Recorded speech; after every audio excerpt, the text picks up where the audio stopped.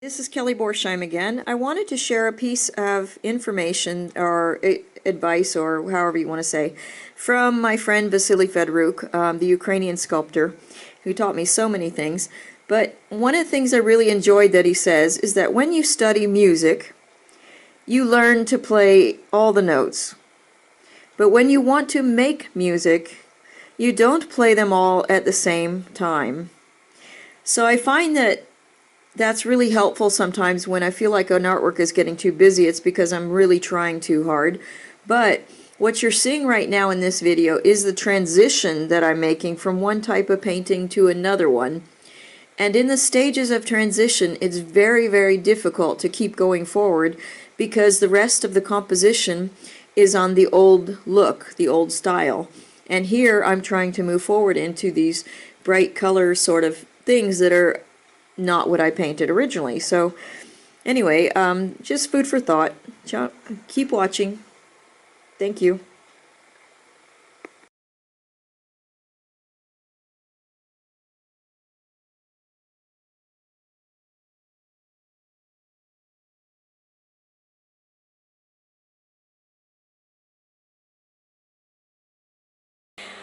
Okay, hi. This is Kelly Borsheim. We're going to continue with this little painting. As I explained at the beginning of this series for this painting is that this is acrylic on paper and I'm wanting to play time.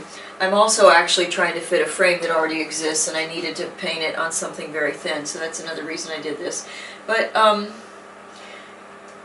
been looking at other artists' work for inspiration on how to abstract this more, knowing that I keep fighting it because I like realism. I can't stand hyper-realism, but I want to do everything, and I always have a problem with deciding because then I turn back. So I want to be Eugène Carrière, and I have yet to make a painting with all soft edges on it, which is weird because I'm attracted to soft edged things because I feel more with soft edges.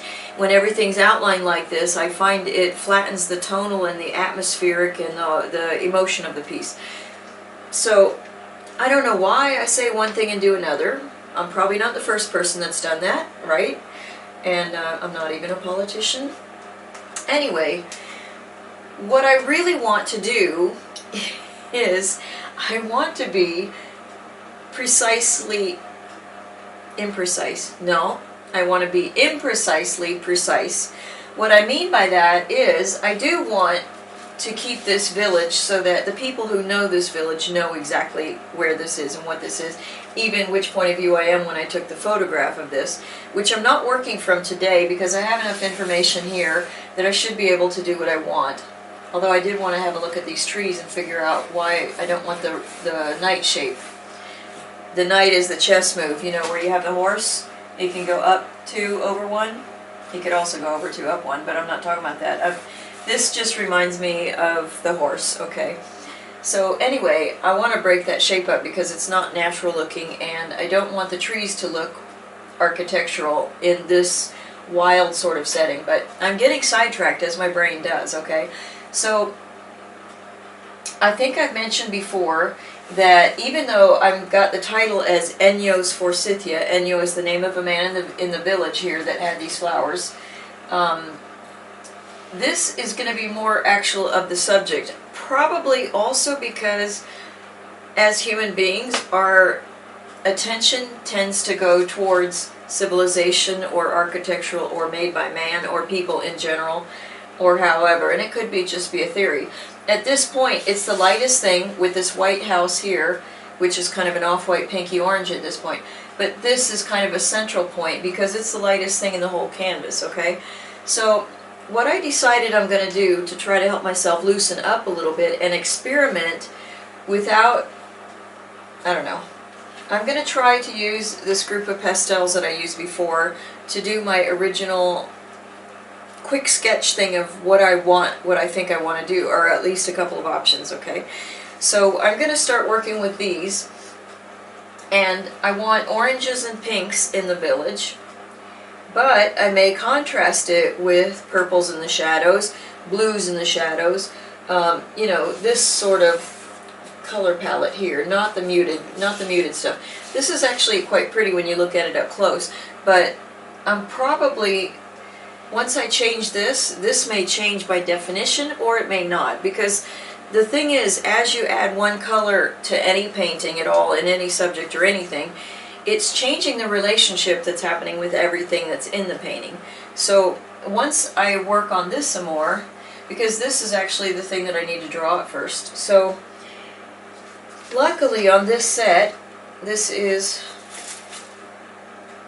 Mungyo, M-U-N-G, I think that's a Y-O, but it might be a V-O. I'm not very good with brand names and stuff like that. I usually just take whatever I can find. I have a nice series of oranges here, of light, a little yellower, a little deeper in the reds and stuff, and then I have a series of magentas and purples and all the berry colors that I actually adore. And I actually have a decent set of greens and stuff, so for a small kit, I'm hoping this is giving me a lot of what I want to do here. So let's get to it. Okay, sorry about the break, but it was getting really hot in here. Today it's February 18th. I have a big fire going in my fireplace. I'm working in my kitchen because it's the warmest room in my house.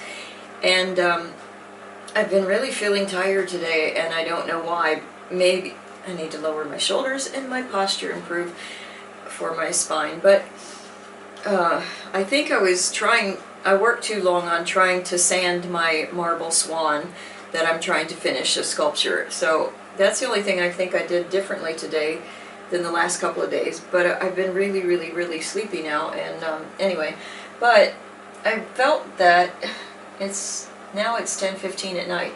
So that's crazy because I've been fighting this for 2 hours. Anyway, I told myself, just go to bed if you're tired, you know, like I usually do. But the problem is I go to bed about anywhere between 2 and 4, and then I wake up about 9:30, 10, whatever, sometimes 11. And I don't like that, especially when the days are still kind of short. I need to use the daylight now that there's sun and I can go out and carve during the day, and I want to take a walk for my health and that kind of stuff. But all that aside, I decided that working with these pastels will give me the bright color palette that I want right away. So will also a lot of the pastel. Now the thing is, the acrylic paints that I'm using are different than these colors, so it's going to give me different results. But I decided to use the pastels right now because they're dry. I don't intend for them to be the finished product because I'm not really sure this paper has the tooth for it. Maybe it does with the acrylic on top, I don't know. But right now, I want something fast that I don't have to worry about cleaning brushes when I'm done, because I have a feeling that when I'm done with this section, I'm probably just going to go straight to sleep. Although I'm uploading a video from earlier of this thing, so we'll see. But mostly, I have learned that I need to go somewhere the night before on my painting, and then during the night while I'm sleeping on it, I will wake up with either fresh eyes or a fresh idea, or maybe not fresh, but you know, something new about what I want to change with the painting. So I debated really about going to bed now and then coming back at this tomorrow when I'm fresh. That's also a valid thing that I have done in the past. But I'm very stubborn and full of indecision. So I want to keep going on, and I need to stop talking, and let's do it. So right now I'm going to pick some oranges, and this is kind of the mid-tone bright orange. I'm going to start here. Now I decided that I want you to know it is architecture, but I don't necessarily need you to see every single window, every single detail in the building. I just need enough for you to understand that, you know, and these windows here are way too dark. One, because they're distant, but also because little tiny points like this are going to pull the eye right in. These that are purple a little bit better, but this building here, the Cheer Glow, actually has green shutters on it, so I was probably doing it a little darker. Gotta move my pine cones for the fireplace. So, the other thing I'm looking at is kind of a relationship. I don't want to cover the whole building because I want to do some of this thing of the pinks and the oranges, and even some of the ones I was studying. Now here's kind of a yellowy orange that I'm taking, and it's in this kit it's the lightest thing. So let me put this face here of this building here, okay? So here you can see it's a little bit lighter and a little bit darker, so you have the sense of a dimensional form, hopefully. And here I have the face of this building here. Now I'm using the side because, again, I'm trying not to be so precise. I don't even necessarily want to stick in the lines. I want to branch out a little bit, but I don't want to lose that thing which is there, which is a problem because I may have mentioned before that I have a problem of a fear of losing things, and it's dumb because I know I can draw that. I drew that the first time, so I can draw it again. Of course, you know, Bob Ross and the Happy Little Accident. You can think you're going to make that same little accident again when you want and you don't. So that's why you need to learn how to, oh, I love how this happens, and then no, don't touch that again. But at times, again, as Louise Fletcher says, it can't be precious. Maybe I really like this purple going up in here, but if something happens in the painting as it's developing and I have to get rid of that because it needs to go away for where the painting is there, I have to accept that that's what needs to happen. So anyway, you see how wonderfully strong this orange is with the yellow here. This will also change too, but I mean, that's what I want to do, is kind of kick back and enjoy myself a little bit. So I'm going to take this lighter yellow now and then cross it, but I want to leave some of my pinks showing through. And again, not be terribly sloppy about the lines, maybe follow them or not. I think I want to leave this building sort of the off-white that it is. So I'm going to leave that alone. I can already tell you that I like this already. One, because the tone is a little bit darker, but the hue, the hue is orangey, yellow-orange, but the intensity of the color is brighter, and that fits with this. This is also going to change because I don't want one big lump of a color because that's flat. I don't really have one big lump of a color because I've started mixing in different things with it, but I'm going to develop this as well. It's just, now, I noticed that building I put a little more yellow in. Why? I don't know. Do I want yellow there? Maybe I don't. Maybe I want to put a pink in. So I'm going to grab this pink and let some of the yellow show through on stuff. These two buildings seem to be the same, but, you know, does that matter? I don't know. Now, I forgot to look what I was going to do with the trees, but I'll tell you what, getting rid of that horizon there is going to be a strong thing. So let's go in with maybe a darker here. And so the pastels, in a lot of ways, are giving me sort of an instant gratification. They're fast. I don't need to worry about, like I said, paints on brushes and that sort of thing. And I have a chimichurri, a stink bug in here.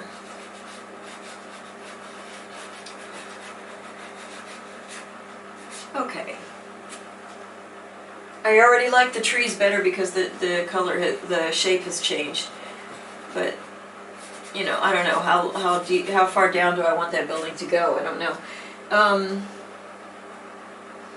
Alright, so maybe I don't want all of those to have a, maybe I want to throw in some more of this bright pink sort of to offset this, although maybe that would be too heavy on this side, and I'd have to put pink here.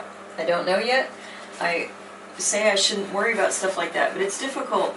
Once you kind of understand some of your processes, it's difficult not to anticipate what you think is going to happen with stuff, or you might even know this is what's going to happen. Okay, I don't think I like that one so much, but maybe I'm going to come in here with a brighter. I'm not usually fond of a pasty yellow. I really like a rich yellow like this one here, but anyway, and I need to remember to stand back. So I'm liking that so far. I'll throw in a pink up in here.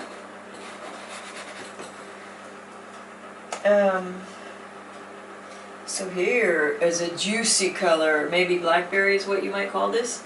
Maybe I could put that on the downside of that. Isn't that cool? Do you see how much this is so fun?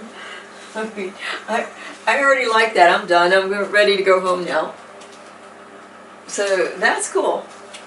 So I don't know. It might be too much of a good thing to do that here, and then maybe a little bit here.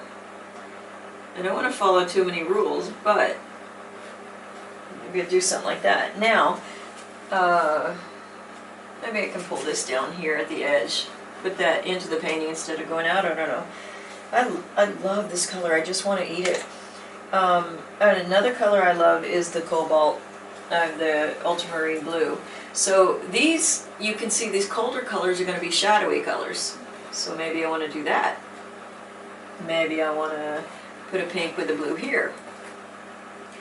And you see what I just did there with the scribble? I don't know if it's close enough in the video to see. Hang on a sec. You know what? You don't need to be looking at my face. So I'm going to go over here now and zoom in a little bit on this, okay?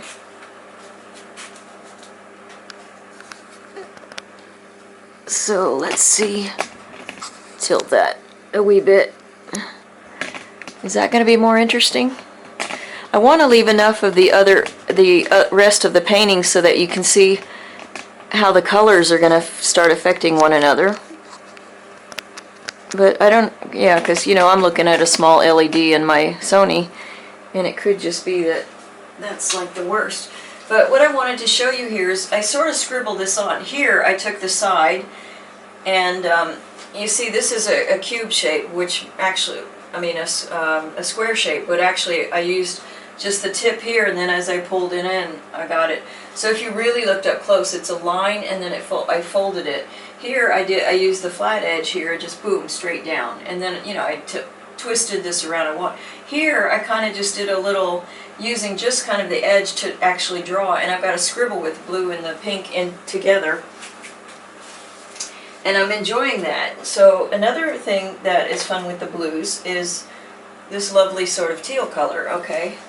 And blues and teals together are really cool, so maybe I can do something like that. That's sweet. What about putting this maybe here? Oh, that's a big bright color, isn't it? But now I'm really kind of having fun. And I'm still being a little bit too tight though. I mean, but again, you can see my head going back and forth because maybe I don't want this. Maybe down here I want some of that turquoisey to put that with the blue and the pink and stuff. Maybe I want here on this side of the house. And you can see I've got wee bits of that. That was all in acrylic paint. So, now what to do?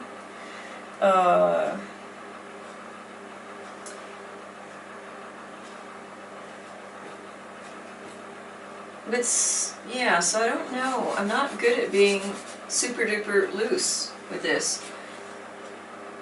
But I already like this more than what I had before, so as far as I'm concerned, it's a win. But I still want this idea that I want to lose a little bit of that everything is fixated kind of thing. So let me go up to the top. Do I want more lights or pinks? Maybe I want to throw in, I want a darker pink. Okay, there's a wee bit of a white balcony or something there, so I'm going to come in here and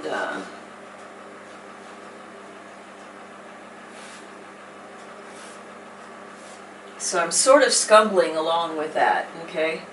Now I don't know what I want to do there, but maybe I want to pick up a little deeper orange this time than this one, and maybe put something on a roof here.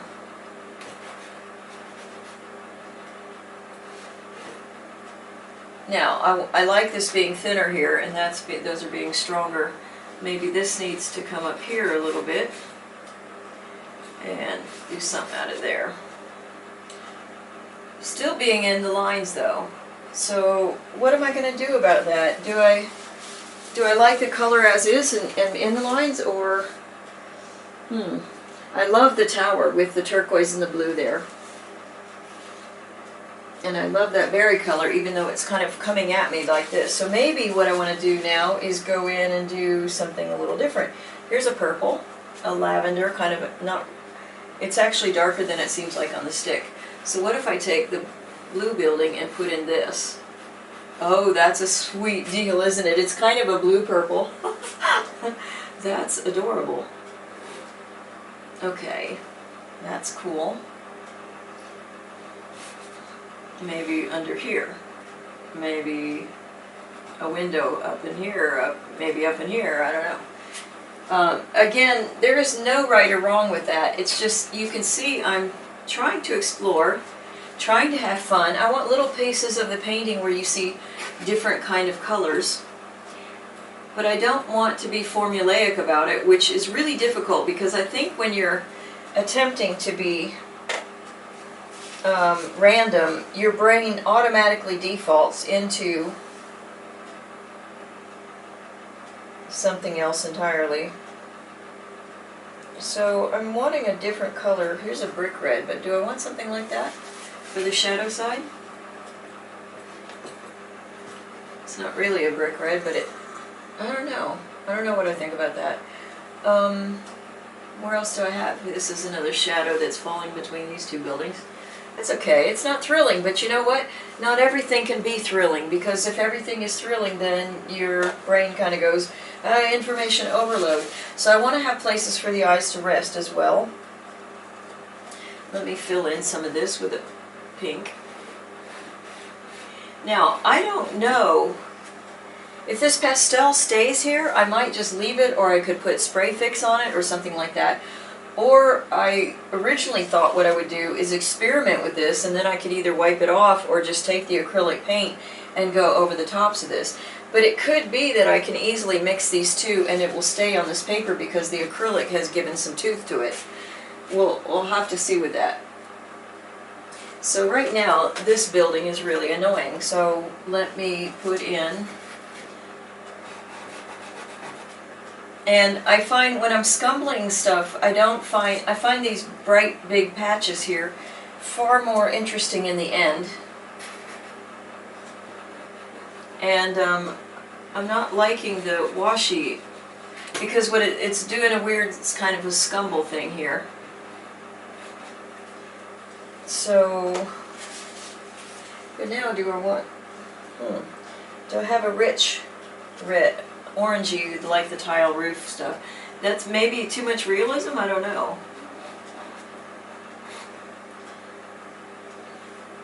And maybe I want that shadow a little bit deeper there.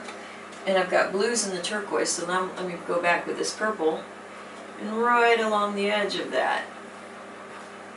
And then just pull that down a little bit, just for giggles.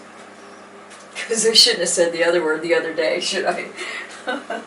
Okay, this teal, can I put in a purple near the teal? Those are good juicy colors together, aren't they? And then I can do some of that. Maybe I want a purple up in here.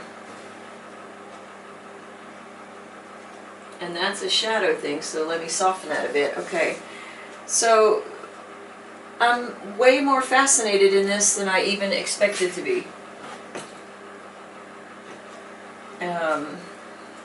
So yeah, what I want to do is just put different marks and different shapes. And where's that teal? No, do I want a teal, or maybe I want a lighter blue this time? So yeah, I'm liking this a lot, which I don't know if that's a good thing or not. Change the shape of some of these trees a little bit. So I'm you see how I broke up the trees, and that makes them more organic looking. And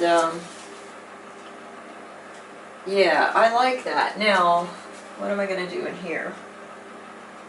Do I want more light? No, that is a wicked pink. Do I want that, or is it too much color for stuff? Because I took a couple of workshops with Casey Klon, and I love him. I mean, I don't know him actually, we've never met, but I love his personality. I love his enthusiasm for teaching. I love his enthusiasm for art and composition and philosophy of color and stuff, way more than I have myself. But I enjoy speaking with him.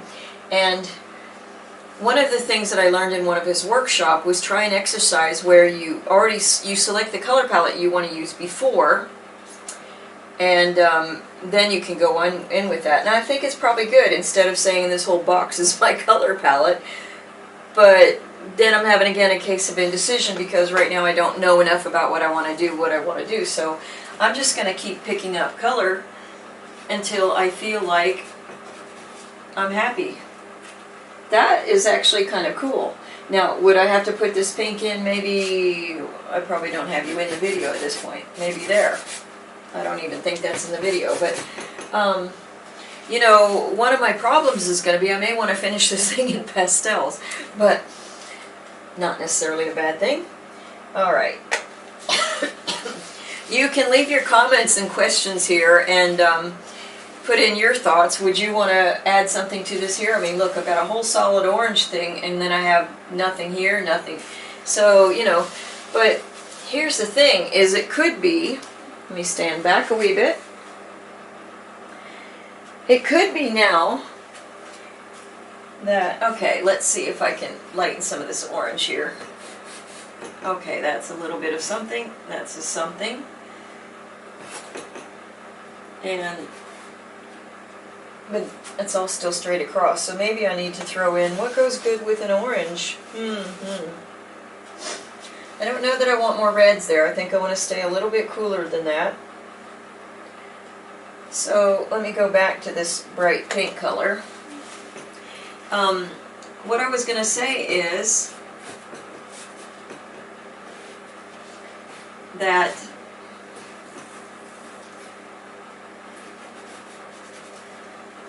once I develop this sort of thing, then it could be that maybe this background, I want something to contrast a wee bit. Let's see, do I have a dark purple? Maybe.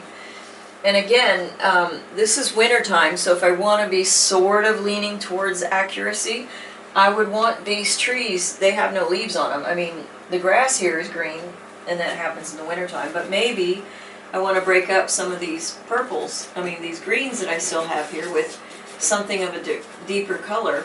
But I know one thing is, if I do anything with this, I want it to go darker so that this really, really pops up forward. But we'll have to see if I like this, but I love this area in here. I kind of don't want to do anything to it. But so, yeah, that,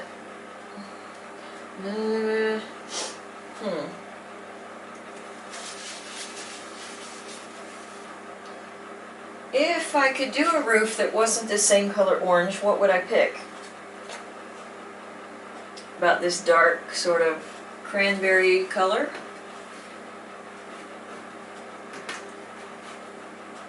It's kind of fun.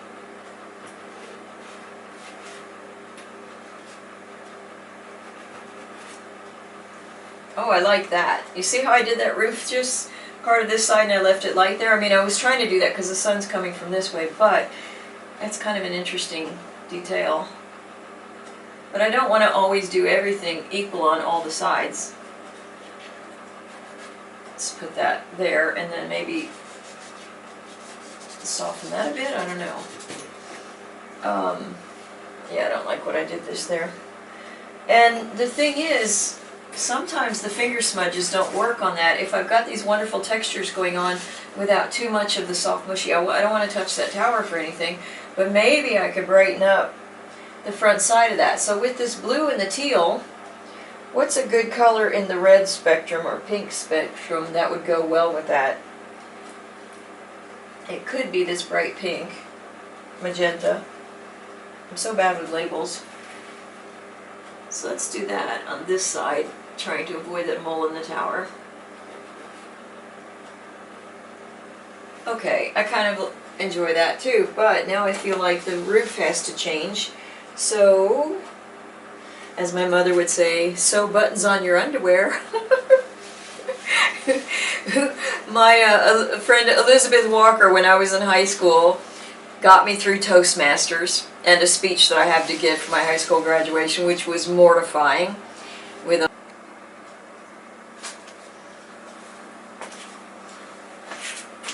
Am I kidding myself that I never pushed the whole record button on this whole thing? Probably. We'll see what happens when I download from the camera, but I get over there to turn it off and there's no recording, so all of that information of watching me do this. So what I'm going to do is I'm going to put a still life picture of this at the end of this video, and I hope to goodness something turned out. Cavolo. It was fun to do.